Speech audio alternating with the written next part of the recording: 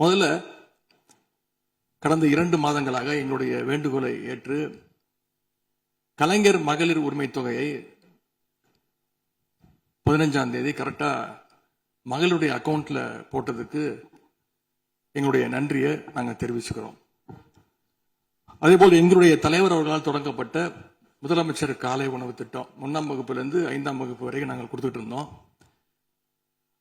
அதை வர செப்டம்பர் மாதத்திலிருந்து தந்தை பெரியாருடைய பிறந்த நாளிலிருந்து 8ஆம் வகுப்பு வரைக்கும் நீங்க நீட்டிக்க போவதாக செய்திகளில் பார்த்தேன்.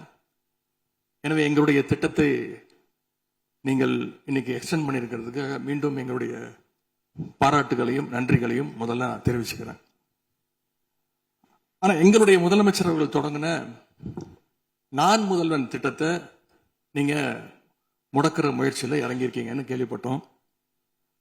தமிழ்நாட்டில் இருக்கக்கூடிய ஒவ்வொரு இளைஞர்களும் அவங்களுடைய துறைகளில் நான் முதல்வன் அப்படின்னு உருவாகணும்னு தான் எங்களுடைய தலைவர் இந்த திட்டத்தை கொண்டு வந்தாங்க. இந்த நான் முதல்வன் திட்டத்தில் மட்டும் பார்த்தீங்கன்னா கடந்த 4 வருடங்கள்ல 41 லட்சம் மாணவர்கள் இதில் டைரக்டா பெனிஃபிட் அடைஞ்சிருக்கிறாங்க.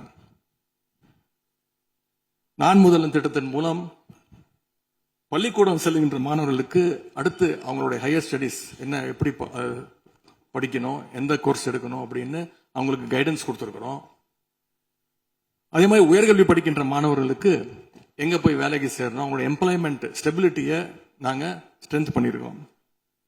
முக்கியமா நான் முதல்வன் திட்டத்தின் மூலமா யூபிஎஸ்சி மாதிரியான சிவில் சர்வீசஸ் தேர்வுக்கு தயாரிக்கின்ற மாணவர்களுக்கு ஹாஸ்டல் வசதியோட பயிற்சியும் வழங்கப்பட்டிருக்கு.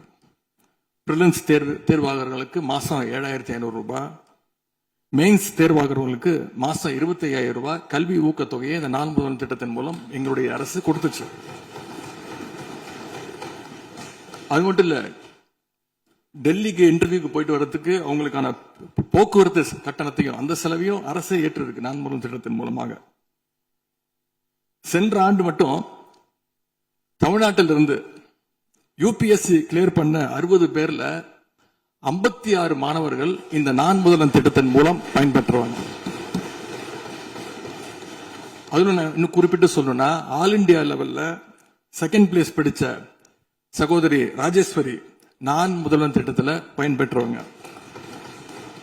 இப்படிப்பட்ட நான் முதல்வன் திட்டத்தை கைவிட வேண்டிய அவசியம் என்ன அப்படிங்கறது முதலமைச்சர் அவர்கள் தன்னுடைய பதிலுரையில கூற வேண்டும்னு நான் விருப்பப்படுறேன்.